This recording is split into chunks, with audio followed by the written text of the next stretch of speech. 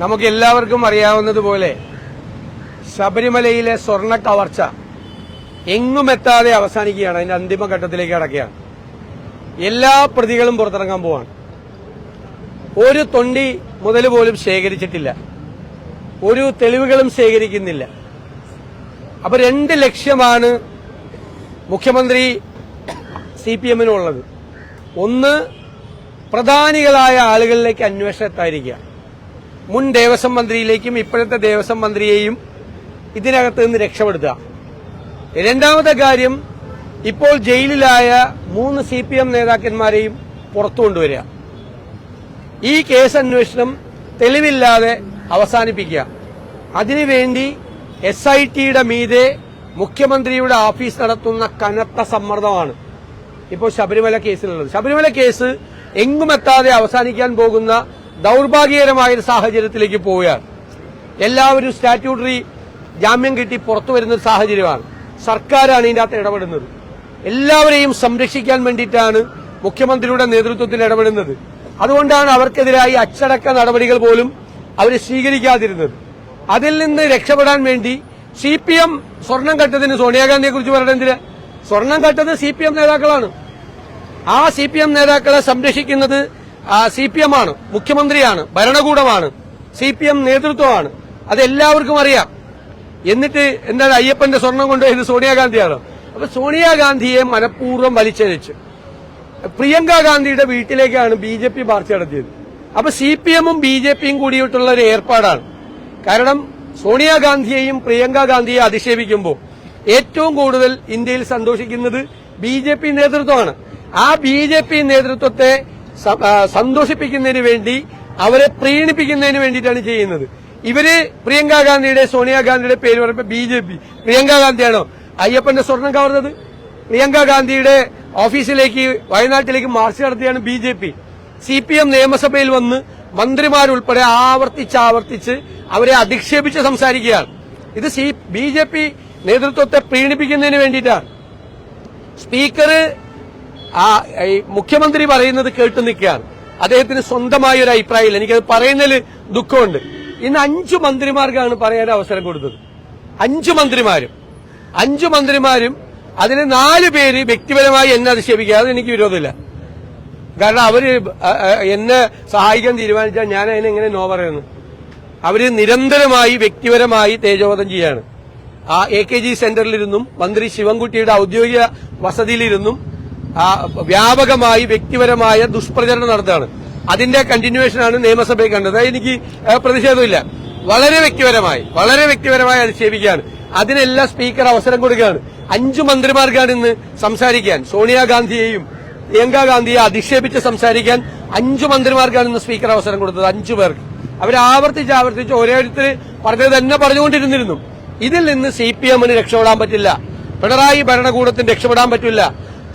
അയ്യപ്പന്റെ സ്വർണം കട്ടവരെ പ്രൊട്ടക്ട് ചെയ്യുന്നത് CPM-ആണ്, ഭരണകൂടമാണ്, പിണറായി ഭരണമാണ്, മുഖ്യമന്ത്രിയുടെ ഓഫീസാണ്. ഇവരെ എല്ലാവരെയും രക്ഷപ്പെടുത്താൻ ശ്രമിക്കുന്നത്. അതുകൊണ്ട് ഈ സ്വർണ്ണ കവർച്ച, അതിന്റെ യഥാർത്ഥ ആളുകൾ, ഇനിയും ഇതിന്റെ പിന്നിൽ പ്രവർത്തിച്ച ആളുകളിൽ എത്താനുണ്ട്, ഉന്നതന്മാരിലേക്ക്. അത് എത്തുന്നതുവരെ, യഥാർത്ഥ പ്രതികൾ അഴിക്കകത്താകുന്നതുവരെ, തെളിവുകൾ ശേഖരിക്കുന്നതുവരെ അതിശക്തമായി UDF ഈ സമരവുമായി മുന്നോട്ട് പോകും. അടിയന്തര പ്രമേയമല്ലല്ലോ. ഞങ്ങൾ പറഞ്ഞിരിക്കുന്നത് മന്ത്രി വാസവൻ രാജിവെക്കണം. SIT-യുടെ മീതെ മുഖ്യമന്ത്രിയുടെ ഓഫീസിന്റെ സമ്മർദ്ദം അവസാനിപ്പിക്കണം. അത് സമ്മർദ്ദം കൂടിക്കൊണ്ടിരിക്കുകയാണ്. SIT-യുടെ അന്വേഷണം വഴിയിലാവുകയാണ്. മന്ത്രി രാജിവെക്കുന്നില്ല. ഞങ്ങളുടെ ഡിമാൻഡ് അതാണ്. അത് ചർച്ച ചെയ്താൽ തീരുന്നല്ലോ.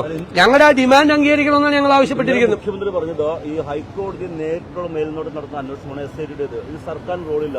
അതുകൊണ്ട് നിങ്ങൾ ചെയ്യുന്ന സമരം ഹൈക്കോടതിക്ക് എതിരെയാണെന്നാണ് മുഖ്യമന്ത്രി. ഞാൻ ചോദിക്കട്ടെ, ശബരിമലയിലെ തന്ത്രിയെ അറസ്റ്റ് ചെയ്തപ്പോ CPM ഹാൻഡിലുകളെല്ലാം കരുത്തനായ മുഖ്യമന്ത്രി തന്ത്രിയെ വരെ അറസ്റ്റ് ചെയ്തു എന്ന് CPM നേതാക്കളൊക്കെ അവകാശപ്പെട്ടല്ലോ. അപ്പോ SIT-യുടെ നിയന്ത്രണം പൂർണ്ണമായി എല്ലാവർക്കും അറിയാം. പക്ഷേ ആ SIT-യിലുള്ള ഉദ്യോഗസ്ഥന്മാര് ഈ ആഭ്യന്തര വകുപ്പിന്റെ കീഴിലുള്ള ഉദ്യോഗസ്ഥന്മാരാണ്. അവരുടെ മീതെ ഭയങ്കരമായ സമ്മർദ്ദമാണ്. അവിടുത്തെ രഹസ്യങ്ങൾ പുറത്തു പോകുന്നുണ്ട്, അവിടെ നടപടികൾ പുറത്തു പോകുന്നുണ്ട് SIT-യിൽ നിന്ന്. SIT-യിൽ സത്യസന്ധരായ ഉദ്യോഗസ്ഥരുണ്ട്, ഞങ്ങൾക്കറിയാം. പക്ഷെ അവർക്ക് സ്വതന്ത്രമായി പ്രവർത്തിക്കാൻ കഴിയാത്ത സാഹചര്യം SIT-യിലുണ്ട്. ഞങ്ങളുടെ ഒറ്റ ചോദ്യം, 90 ദിവസമായിട്ട് ഒരു പ്രാഥമികമായ കുറ്റപത്രം പോലും എന്തുകൊണ്ട് സമർപ്പിച്ചില്ല? ഒരു പ്രൈമറി ചാർജ് ഷീറ്റ് സമർപ്പിച്ച ഈ ജാമ്യം കിട്ടില്ലായിരുന്നു. അപ്പൊ ഹൈക്കോടതിയും സുപ്രീം കോടതിയും ജാമ്യം നിഷേധിച്ച ഒരു കേസിൽ അത്ര ഗൌരവമല്ല. സുപ്രീം കോടതി എന്താ പറഞ്ഞത്? അയ്യപ്പന്റെ സ്വർണം കെട്ടിട്ട് ഇവിടെ ജാമ്യത്തിന് വരുന്നെന്നാണ് സുപ്രീം കോടതി ചോദിച്ചത്. അത്രയും സുപ്രധാനമായ ഒരു കേസിൽ സ്റ്റാറ്റ്യൂട്ടറി ജാമ്യം കിട്ടി ഇവര് പുറത്തിറക്കാൻ ആരാ പറഞ്ഞത്? ഹൈക്കോടതി തന്നെ പറഞ്ഞിട്ടുണ്ടല്ലോ.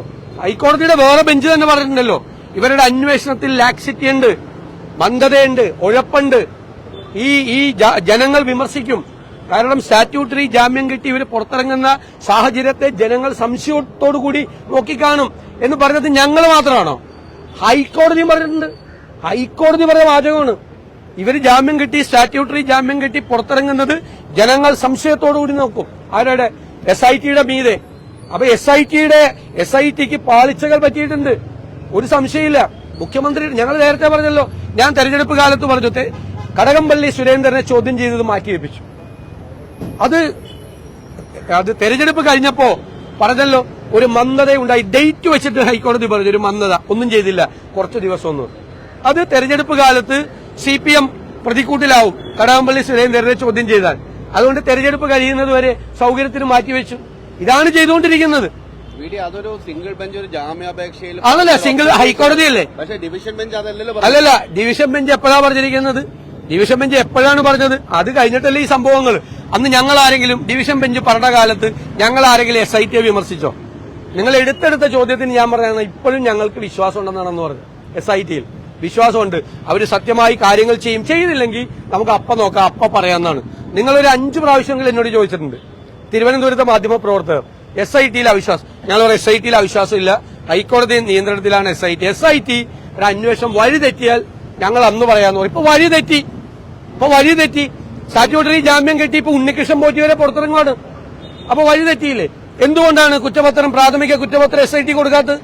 അത് ഗൌരവമുള്ള കാര്യമല്ലേ? അത് ഹൈക്കോടതി പറഞ്ഞാലും പറഞ്ഞില്ലെങ്കിലും നാട്ടുകാർ മുഴുവൻ മറ്റേ സിംഗിൾ ബെഞ്ച് പറഞ്ഞതുപോലെ സംശയത്തോടു കൂടിയാണ് SITയെ നോക്കുന്നത്. ഒരു കോടതിയാ പറഞ്ഞത്, സംശയത്തോടുകൂടി. എന്തുകൊണ്ട് പ്രാഥമിക കുറ്റപത്രം പോലും സമർപ്പിക്കാതെ ഇവർ പുറത്തിറങ്ങാനുള്ള അവസരം ഉണ്ടാക്കി? ആ ചോദ്യത്തിനും മറുപടി പറഞ്ഞാൽ മതിയാവും. ഞങ്ങളുടെ രാഷ്ട്രീയ ആരോപണമാണ്. കാരണം 3 സുപ്രധാന CPM നേതാക്കളെ ജയിലിൽ കിടക്കുന്നത്. ഇനി അന്വേഷണം വ്യാപിച്ചാൽ ഇനിയും പ്രധാനപ്പെട്ട CPM നേതാക്കൾ അകത്തു പോകും. അതുകൊണ്ടാണ് ഇതിനെ മരവിപ്പിച്ചത്. രാഷ്ട്രീയമായ ഇടപെടൽ നടത്തി ദുർബലപ്പെടുത്തുകയാണ്.